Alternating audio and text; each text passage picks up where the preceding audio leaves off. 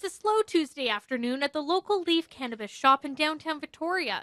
It's not unusual for a weekday, but because of local business regulations, they have no choice but to staff up. 2 people has to be working like during operating hours. The bylaw was put in place in 2016 before cannabis was legalized in 2017 as a way for the city to get ahead of the game.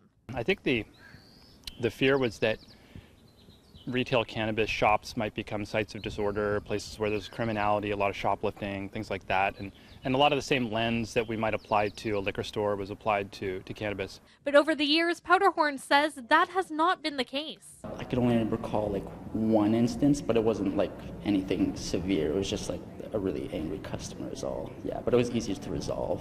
Instead, this bylaw has started to cause financial troubles for many cannabis retailers in the city. Powderhorn says with the store being quiet, especially during the week, there isn't enough product being sold to cover 2 wages.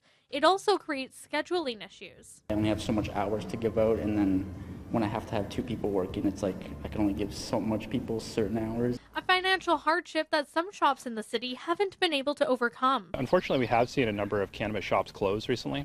There's been several in Victoria and Esquimalt. Caradona and fellow councillor Matt Deller putting a motion forward to council to loosen staffing requirements in order to help the businesses keep their open signs on. I think it's important to think of these shops as just like any other small business. We don't require there to be 2 staff on site at all time, for instance, at my local grocery store. So the question is it fair to require that at shops that are retailing cannabis when we haven't really seen the disorder issues that were a concern? While there are always concerns about theft, unlike many other retailers, Powderhorn says cannabis stores keep all their products locked up.